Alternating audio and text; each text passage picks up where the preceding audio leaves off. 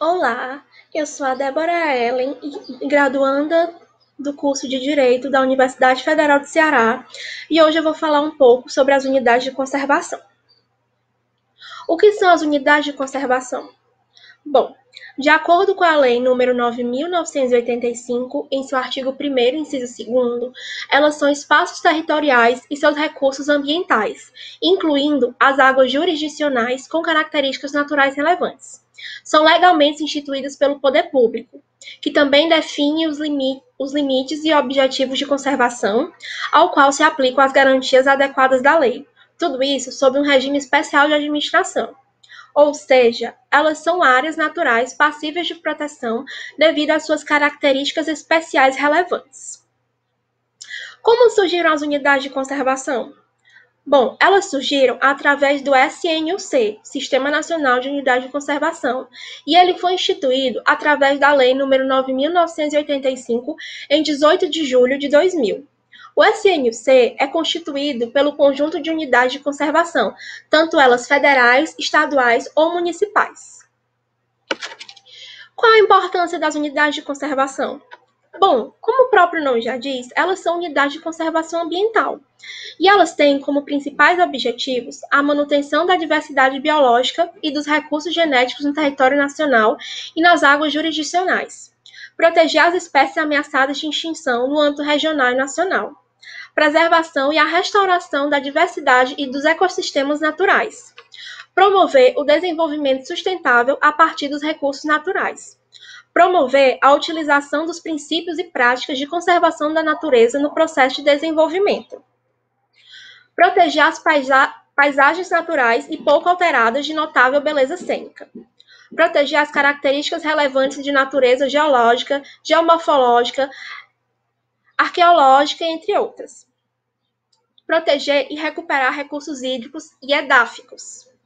Recuperar ou restaurar ecossistemas degradados. Proporcionar meios e incentivos para atividades de pesquisas científicas, estudos e monitoramento ambiental.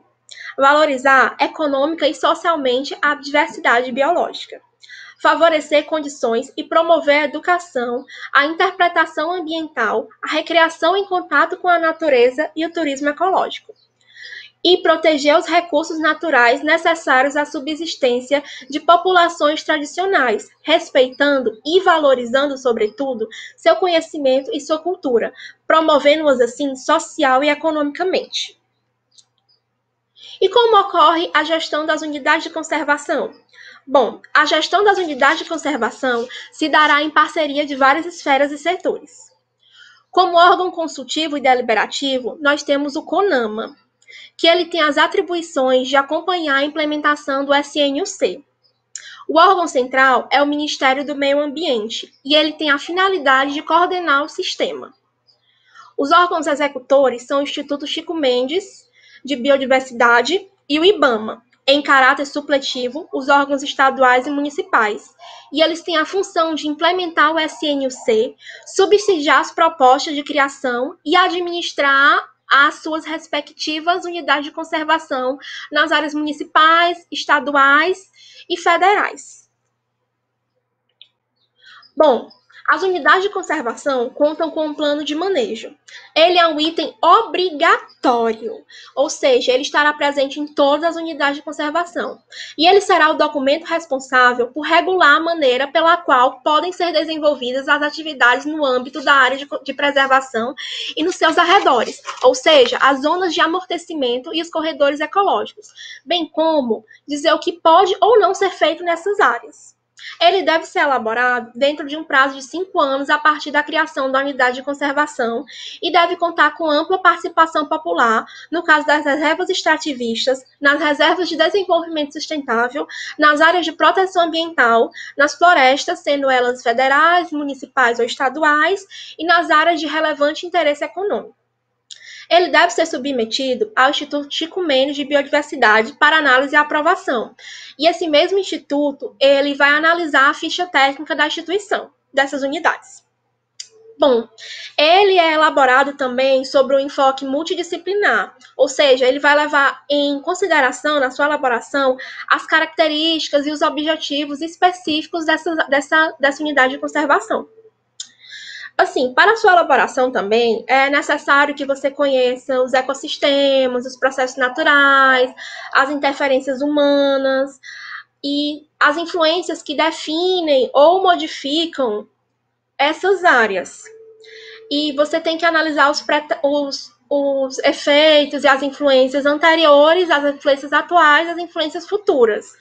Assim, pois o manejo dessas unidades de conservação, ele implica em você elaborar e compreender o conjunto de ações necessárias para a gestão e para o uso sustentável desses recursos naturais, e incluindo qualquer atividade que você inserir na área, de maneira que esses espaços eles sejam usados de maneira adequada e apropriados em seus diferentes tipos de conservação, para principalmente conservar e proteger a biodiversidade.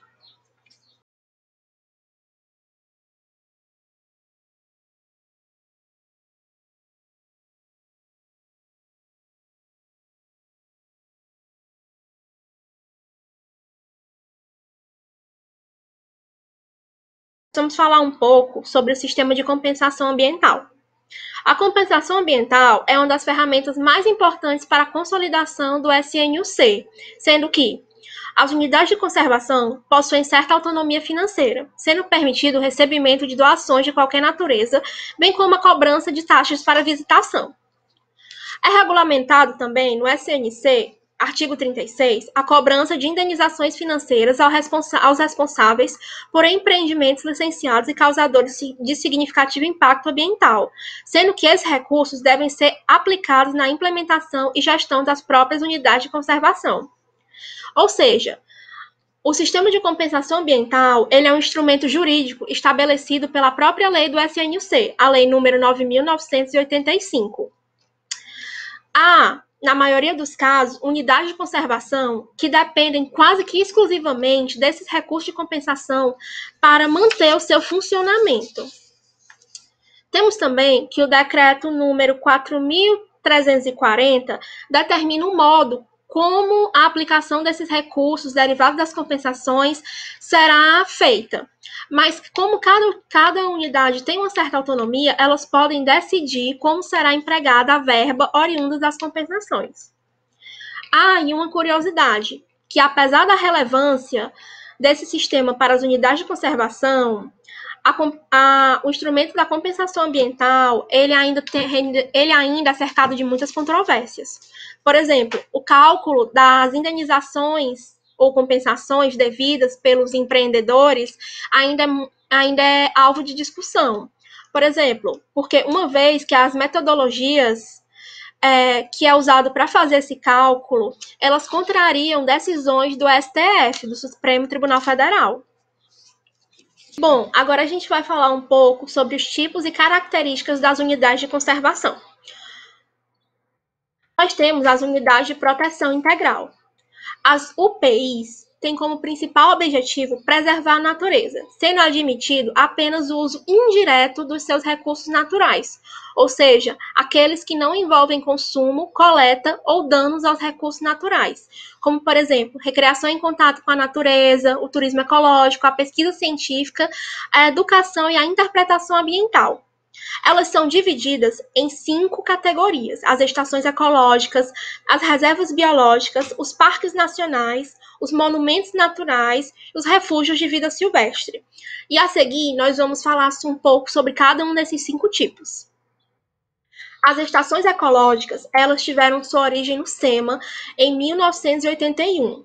Elas têm como objetivo a preservação da natureza, a realização de pesquisas científicas, e elas são de domínio público, e as suas propriedades particulares, incluídas em seus limites, elas devem ser desapropriadas. A visitação é proibida, exceto com objetivo educacional. E tudo isso é previamente estabelecido pelo plano de manejo do local. Nós temos também as reservas biológicas, que elas têm sua origem na Lei de Proteção à Fauna de 1967. Seus objetivos são a preservação integral da biota e dos recursos naturais existentes em seus limites, sem interferência humana direta ou modificações ambientais. O seu domínio é público e as propriedades particulares incluídas em seus limites, elas devem ser desapropriadas. A visitação é proibida, exceto com objetivo educacional. E a pesquisa científica também depende de prévia autorização. Tudo isso de acordo com o plano de manejo do local.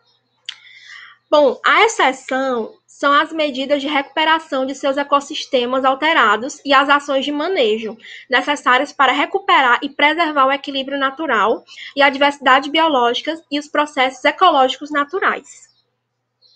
Bom, nós temos os parques nacionais, que têm origem no Código Florestal de 1934.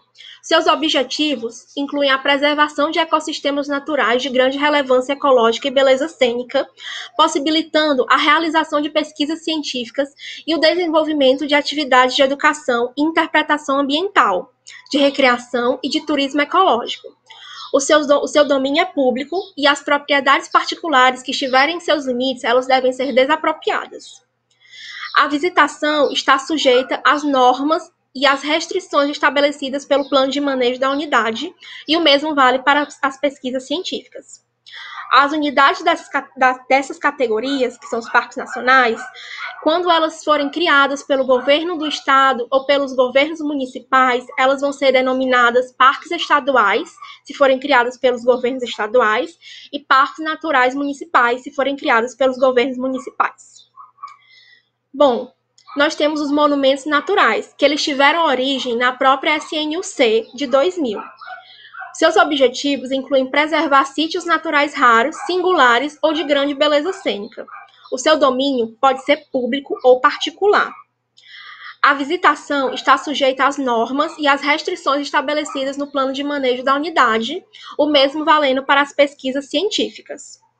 Eles podem ser constituídos de áreas particulares, desde que seja possível compatibilizar os objetivos da unidade de conservação com a utilização da terra e dos recursos naturais do local pelos próprios proprietários.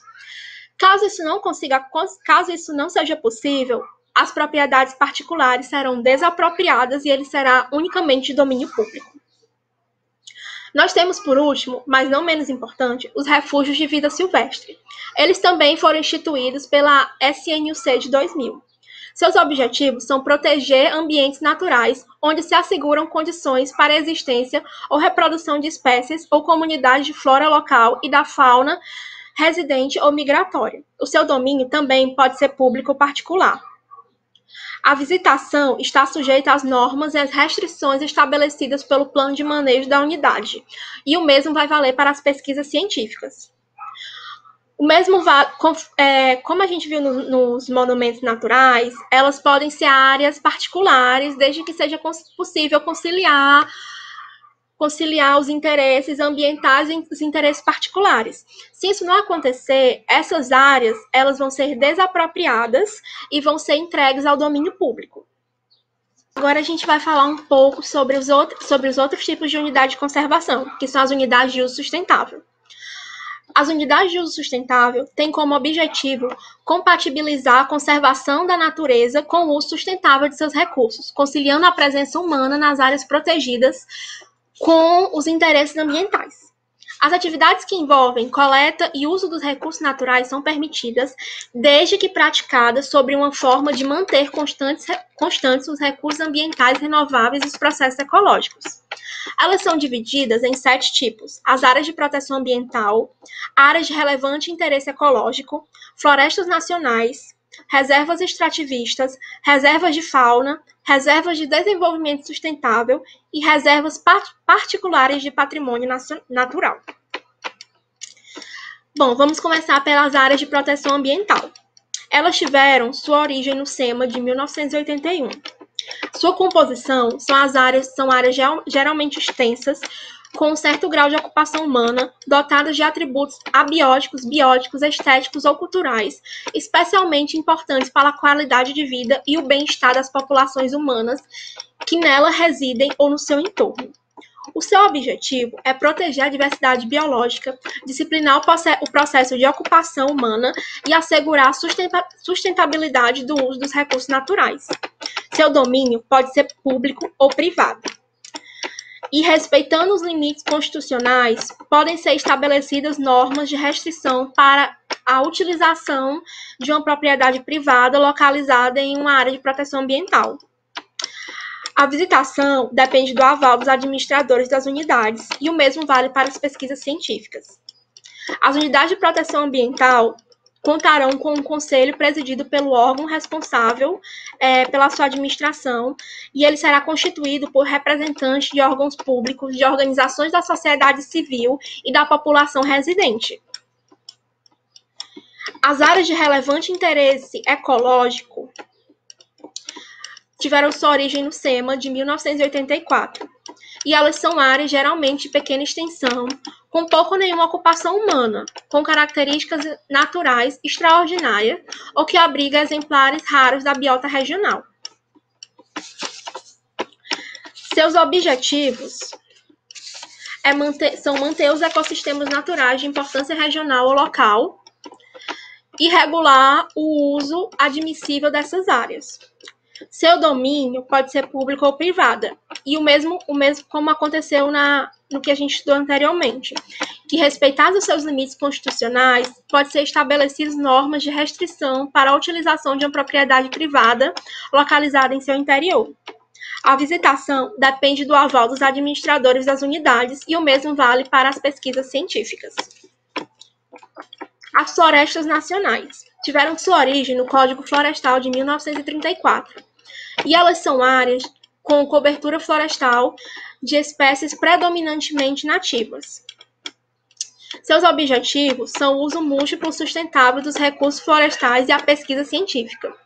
Seu domínio é público, e as propriedades particulares que estiverem em seus limites, elas vão ser desapropriadas. A visitação está sujeita às normas e às restrições estabelecidas pelo plano de manejo da unidade, e o mesmo vai valer para a pesquisa científica, embora as pesquisas científicas sejam amplamente incentivadas. As populações tradicionais que habitavam nela antes de sua criação têm sua permanência assegurada em conformidade com o disposto pelo regulamento e o plano de manejo da unidade. Ou seja, essas populações vão poder sim continuar residindo nas florestas, nas florestas nacionais, estaduais ou municipais, desde que respeitem o plano de manejo da unidade. As florestas nacionais, elas também contarão com um conselho executivo, e ele será presidido pelo órgão responsável por sua administração, e ele vai ser constituído por representantes dos órgãos públicos, das organizações da sociedade civil e, se for o caso, se houverem, das populações tradicionais que residirem nela. As unidades dessa categoria, como eu já falei, quando elas forem criadas pelo governo estadual, elas serão florestas estaduais. E quando elas forem criadas pelas prefeituras municipais, elas serão florestas municipais. A reserva extrativista é muito legal. Elas têm origem no SNUC de 2000. E elas são áreas utilizadas por populações extrativistas tradicionais, cuja subsistência se baseia principalmente, mas não somente, no extrativismo. Os objetivos dela é proteger os meios de vida e a cultura, principalmente dessas populações, e assegurar o uso sustentável dos recursos naturais da unidade. Seu domínio é público, e as propriedades particulares incluídas em seus limites vão ser desapropriadas. E embora esse domínio seja público, ela concede uso às populações extrativistas tradicionais da região. A visitação estão sujeitas às normas e às restrições estabelecidas no plano de manejo da unidade, e o mesmo vale para as pesquisas científicas. As reservas extrativistas, elas serão geridas por um conselho deliberativo, que vai ser presidido pelo órgão responsável por sua administração e constituído por representantes dos órgãos públicos, da sociedade civil e das populações tradicionais residentes na área e que dela dependem. A visitação pública e a pesquisa, elas são permitidas, desde que cumpram com o plano de manejo da unidade. Agora, por exemplo, a exploração comercial dos recursos madeireiros, ela só será permitida se ela for feita de forma sustentável e em situações especiais, que vai ser complementar às demais atividades desenvolvidas na unidade. Ela não vai ser o foco principal dessa reserva extrativista. Ela vai ter um caráter complementar. As reservas de fauna. Elas têm origem na Lei da Proteção à Fauna de 1967, que tinha o nome de parques de caça. E elas são áreas naturais com fauna de espécies nativas, terrestres ou aquáticas, residentes ou migratórias. Seu objetivo é a preservação e os estudos técnicos científicos sobre o manejo econômico sustentável de recursos faunáticos. Recursos da fauna. O domínio, ele é público e as propriedades particulares que estiverem incluídas em seus limites devem ser desapropriadas. As visitações são permitidas, mas estão sujeitas às normas e às restrições estabelecidas pelo plano de manejo da unidade. E o mesmo vai valer para as pesquisas científicas, embora ambos sejam incentivados. E penúltimo, a gente tem as reservas de desenvolvimento sustentável. Elas têm origem no próprio SNUC de 2000, e elas são áreas naturais que abrigam populações tradicionais, cuja existência baseia-se em sistemas sustentáveis de exploração dos recursos naturais, desenvolvido ao longo das gerações dessas populações. O objetivo é preservar a natureza e, ao mesmo tempo, assegurar as condições e os meios necessários para a reprodução e a melhoria dos modos e da qualidade de vida das populações tradicionais. O domínio é público e as propriedades particulares em seus limites devem ser desapropriadas. A visitação é permitida e incentivada, bem como as pesquisas científicas. E, por exemplo, essas técnicas tradicionais de manejo que as populações usam, elas são adaptadas às condições ecológicas locais e desempenham um papel fundamental na proteção da natureza e na manutenção da diversidade biológica e também na cultural dessas populações. Essas reservas, elas vão ser geridas por um conselho deliberativo, constituído por representantes dos órgãos públicos, de organizações da sociedade civil e das populações tradicionais que residem e dependem da área. A visitação, ela é permitida e incentivada desde que cumpra com o estabelecido no plano de manejo da unidade. A exploração dos componentes dos ecossistemas naturais, por exemplo, ela é feita em regime de manejo sustentável e a substituição da cobertura vegetal por espécies cultiváveis são permitidas, desde que sujeitas ao zoneamento e às limitações impostas pelo plano de manejo do local. E, por último, nós temos as reservas particulares do patrimônio natural. Elas têm origem no Ministério do Meio Ambiente de 1996. E elas são grandes áreas particulares privadas, gravadas com perpetuidade. Elas objetivam conservar a diversidade biológica. Seu domínio é privado. A visitação e a pesquisa científica são permitidas apenas. A visitação é permitida apenas com objetivos turísticos e recreativos e educacionais, e a pesquisa científica também, respeitando sempre o plano de manejo da unidade. E o termo de compromisso entre o proprietário e o governo está assinado perante o órgão ambiental, que verificará a existência de interesse público na criação dessas reservas particulares do patrimônio natural. Bom, e como curiosidade, eu vou falar um pouco sobre as unidades de conservação no Ceará. Elas foram estabelecidas através da Lei nº 14.950, em 27 de junho de 2011. E elas englobam as unidades de conservação federais, estaduais e municipais inseridas no nosso estado. Elas estão sob o comando da Secretaria do Meio Ambiente do Estado do Ceará. Segundo essa mesma secretaria, o Ceará possui 26 unidades de conservação espalhadas em seu território. A seguir, eu trouxe algumas imagens de algumas unidades que eu achei interessante. Aqui a gente tem a área de proteção ambiental da Bica do Ipu, em Ipu, a primeira imagem. A segunda imagem é a área de proteção ambiental do Lagamar do Cauí, que fica em Caucaia. A imagem de cima é da área de relevante interesse ecológico das águas das emendas dos Inhamus, que está localizada em Independência, Pedra Branca e Tauá. A imagem abaixo é a estação ecológica do Pecém, que está localizada em São Gonçalo do Amarante, em Caucaia. Essa linda imagem acima é o Monumento Nacional das Falésias de Beberibe, em Beberibe. E a imagem igualmente linda abaixo é o Monumento Natural dos Monólitos de Quixadá, em Quixadá, onde tem a Pedra da Galinha. Essa imagem acima é o Parque Estadual Botânico do Ceará, que está localizado em Caucaia. E a imagem abaixo é o Parque Estadual das Carnaúbas, em Viçosa do Ceará. Bom, e assim eu termino essa explicação. Qualquer dúvida, espero que vocês tenham gostado. E qualquer dúvida que vocês tenham, vocês deixem aqui embaixo nos comentários, que eu terei o maior prazer em responder. E é isso, obrigada pelo tempo e pela participação.